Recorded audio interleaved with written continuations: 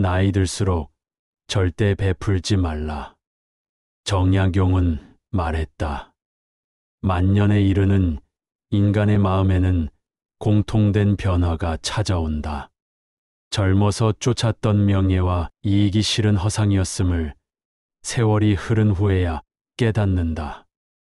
해가 서산에 기울어야만 비로소 눈에 들어오는 인생의 참모습이 있다. 이처럼 나이 들어서야 알게 되는 마음의 병통들이 있다. 젊을 땐 몰랐던 집착과 강박이 오히려 나이 들며 단단해지고 그 무게는 삶의 마지막을 더 힘겹게 만든다. 그러나 이 짐들을 하나둘 내려놓을 때 진짜 평안이 찾아온다. 어둠이 곧 고요함이고 비움이 곧 충만함이라는 역설적 진리를 비로소 이해하게 된다. 첫째로 버려야 할 것은 완벽해지려는 욕심이다. 나이가 들수록 체면과 자존심은 더 강해지고 흠없는 어른, 모범적인 조부모가 되려는 부담에 스스로를 옥죄게 된다. 손자에게 좋은 모습만 보이려 애쓰고 실수 하나에도 자책하며 늙어서 왜 이러냐는 스스로의 말에 마음이 무너진다. 기억력과 체력이 예전 같지 않음을 인정하지 못하고 남 앞에서 허점을 보이지 않으려다 점점 사람들과 거리를 두게 된다. 그러나 사람은 누구나 불완전하다. 성인조차 허물이 있었거늘 보통 사람이 어찌 완전할 수 있으랴. 달도 차면 기울고 나무도 가지를 뻗다 꺾이듯 모든 것이 완전할 수 없기에 세상이 조화를 이루는 것이다. 있는 그대로의 자신을 받아들이는 지혜가 필요하다. 둘째로 버려야 할 것은 지나간 일을 곱씹는 마음이다. 그때 그렇게 하지 않았더라면, 그때 다른 선택을 했더라면 하는 후회는 끝이 없다. 자식, 교육의 실수, 인생의 굴곡, 인간관계의 실패들이 밤마다 떠올라 잠을 설치게 만든다. 하지만 이미 지나간 일은 바뀌지 않는다. 흘러간 물이 되돌아오지 않듯 시간은 거슬러 흐르지 않는다. 과거를 반복하며 자책하는 동안 현재는 소리 없이 지나간다. 과거는 교훈이지 족쇄가 아니다. 그 시절의 나도 그 나름의 최선을 다했음을 인정해야 한다. 자신을 용서하지 못하면 앞으로도 한 걸음도 나아갈 수 없다. 셋째로 버려야 할 것은 남이 나를 어떻게 보는가에 대한 불필요한 의식이다. 동네에서 이상하게 보일까, 자식들 앞에서 무능해 보일까, 젊은 사람들 앞에서 촌스럽다 소리 들을까 전전긍긍한다. 사회적 지위나 과거의 명성을 지키려 애쓰며 남들의 평가에 하루 감정이 휘둘린다. 그러나 진짜 평안은 남이 아닌 내 마음에서 온다. 남들이 알아주지 않아도 괜찮다. 나 스스로가 나를 떳떳하게 여긴다면 그걸로 족하다. 깊은 산속 들꽃도 누가 보건 말건 제 향기를 품고 하늘을 나는 새도 남의 시선을 신경 쓰지 않는다. 자연은 평가받기 위해 존재하지 않는다. 그 자체로 완전하다. 우리 또한 남의 기준에서 벗어나야 한다. 넷째로 버려야 할 것은 더 많이 가지려는 마음이다. 노년에 이르러서도 더 많이 주고, 더 많이 챙겨주고, 더 많이 남기려 애쓰는 이들이 있다. 그러나 그것이 과도하면 오히려 상대의 탐욕을 부추기고 관계를 흐린다. 자식에게, 이웃에게 계속 베풀다 보면 고마움은 사라지고 그것이 권리처럼 여겨진다. 어느 순간부터는 주는 것이 당연한 일이 되어 버린다. 그때부터는 베풀미 아니라 소모가 된다. 노년의 삶은 조용히 지키고 필요할 때만 지혜롭게 나누는 것이 옳다. 무리한 도움은 스스로를 해치고 상대에게도 기대만 키운다. 자기 삶의 중심을 지키는 것이야말로 노년의 품격이다. 도움을 주되 선을 지켜라. 거절도 지혜의 한 형태다. 노년은 마무리의 시간이 아니라 정수의 시간이다. 지나온 삶의 의미를 음미하고 남은 시간을 온전히 누리는 시기다. 쓸데없는 욕심과 체면, 집착을 덜어낼 때 비로소 진짜 자유와 평안이 찾아온다. 정약용은 말했다. 늙었다고 슬퍼하지 말고 헛되이 늙었다고 두려워하라. 노년의 삶은 지나온 날보다 더 빛날 수 있다. 중요한 것은 무엇을 비우고 무엇을 지키느냐다. 자식들에게 더 많은 유산을 남겨주려는 강박이 생긴다.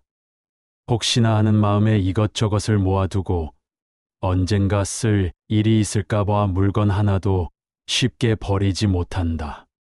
집 안 가득 쌓여 있는 물건들은 어느새 마음의 짐이 되고 욕심은 편안함을 대신하여 자리를 차지한다.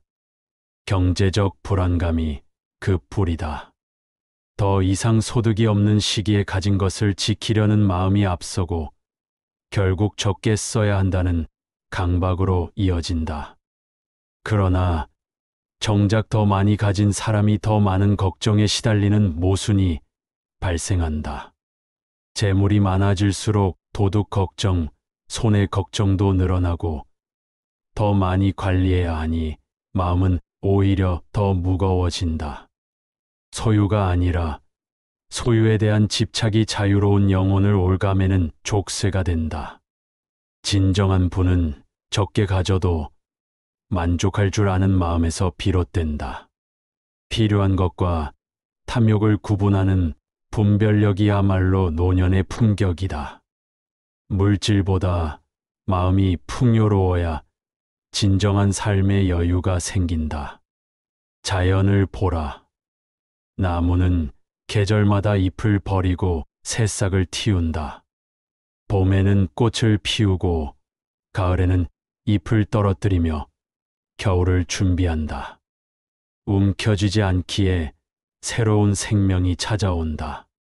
자연은 저장보다 순환을 택한다. 우리 삶도 마찬가지다. 쌓아두기보다 나누고 움켜쥐기보다 흘려보낼 때 진짜 풍요가 시작된다. 다섯째로 버려야 할 것은 아플까 걱정하는 마음이다. 아직 일어나지도 않은 병, 오지도 않은 불행을 미리 상상하며 잠 못 이루는 밤이 많아진다. 혹시 자식에게 짐이 되지 않을까, 병원비가 부담되지 않을까, 외로이 남겨지지 않을까 하는 상상이 마음을 짓누른다. 그러나 이런 불안은 현실보다 훨씬 더 큰 고통을 만들어낸다. 실제보다 상상이 더 아픈 법이다. 아직 건강한 지금 이 순간조차 마음의 병으로 깎아내린다. 걱정한다고 미래가 바뀌지는 않는다. 지금 해야 할 일을 하고 오늘의 몸을 돌보며 이 순간을 충실히 사는 것. 그것이야말로 가장 현명한 대비책이다.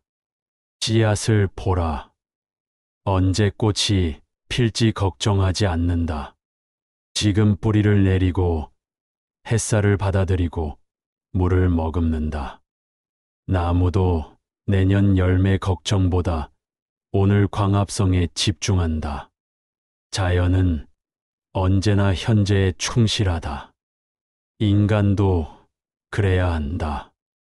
여섯째로 버려야 할 것은 모두에게 좋은 사람이 되려는 마음이다. 미움받지 않으려는 태도, 거절하지 못하는 성격, 갈등을 피하려다 속만 썩이는 습관은 노년에 이르러 더 더욱 자신을 지치게 만든다. 좋은 사람이라는 평판을 위해 자신의 감정을 숨기고 때로는 원치 않는 관계를 유지한다.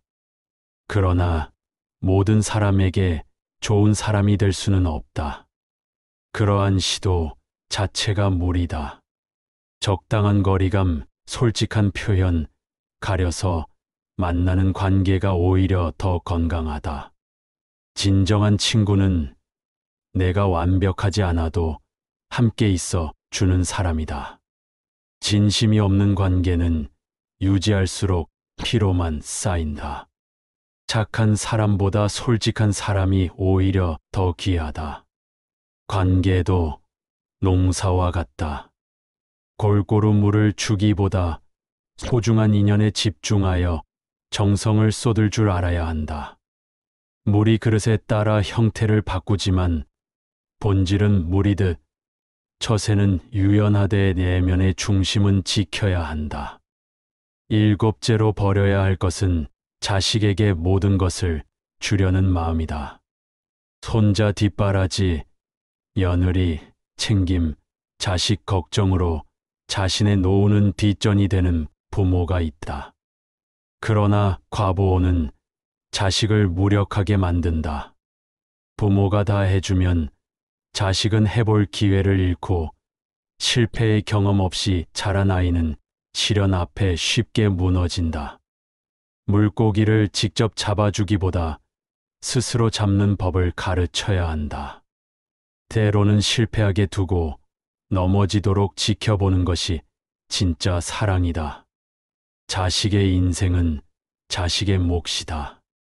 부모는 조력자가 될 수 있어도 주인공이 되어서는 안 된다. 자식은 내 뜻대로 되지 않는다. 간섭보다 신뢰, 명령보다 응원이 필요한 시기다. 정약용은 말했다. 세상 모든 일은 물러날 때 비로소 완성된다. 부모의 역할도 마찬가지다. 한 걸음 물러나 있을 때 비로소 자식은 제 자리를 찾아간다.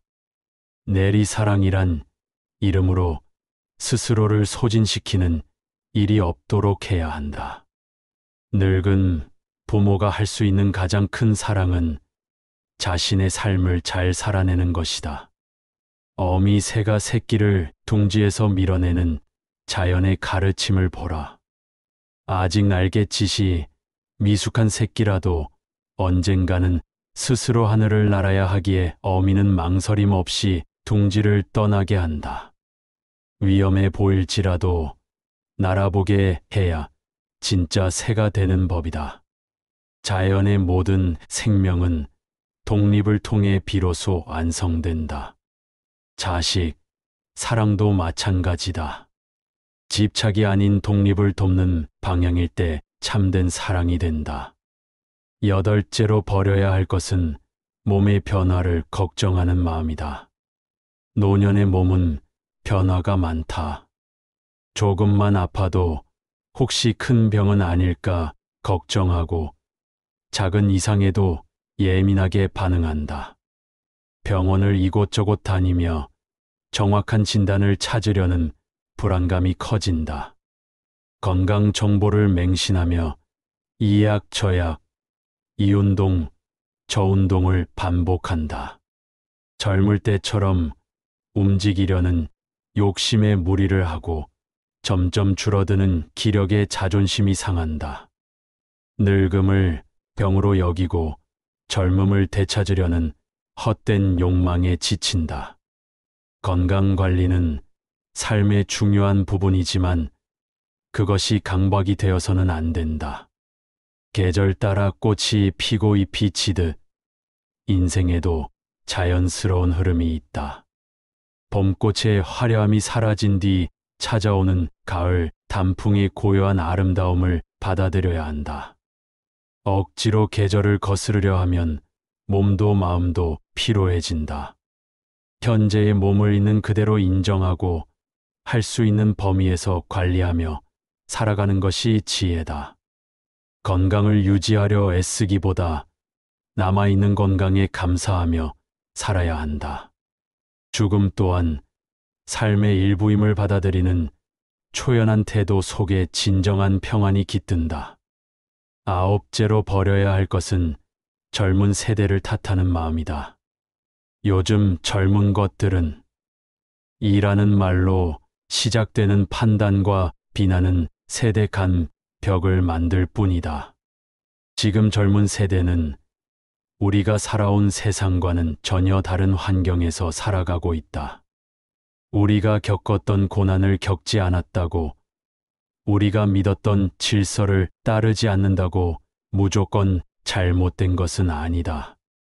시대가 바뀌면 생각도, 가치도, 행동도 달라지는 것이 자연스럽다. 세대 차이를 인정하지 않으면 이해는커녕 갈등만 깊어진다. 다름을 틀림으로 오해하지 말고 젊은 세대의 감각 속에서도 시대의 진리를 찾아보려는 노력이 필요하다. 그들의 말과 태도 속에 우리가 미처 배우지 못한 지혜가 있을 수 있다. 변화를 거부하는 완고함은 시대에 뒤처지는 길이고, 열린 마음은 늘 새로움을 배울 수 있는 지름길이다. 바람이 불어도 강물은 흐르고, 세월이 흘러도 강은 바다로 간다. 역사의 물줄기도 마찬가지다. 윗물이 맑아야 아랫물이 흐른다는 말처럼 윗세대가 먼저 마음을 열어야 세대의 조화가 가능하다. 세대 간 갈등보다 화합을 추구하는 태도가 우리 모두를 살게 한다. 이처럼 9가지 마음의 짐을 하나씩 내려놓을 때 진정한 자유가 시작된다. 완벽주의, 과거 회한, 체면 의식, 소유 욕심, 미래 불안, 인간관계 강박, 자식에 대한 과보호, 건강에 대한 과도한 염려, 그리고 세대 간 오해까지, 이 모든 것을 차례로 모아줄 때 비로소 가벼워진다. 내려놓는 것은 포기가 아니라 성숙이다.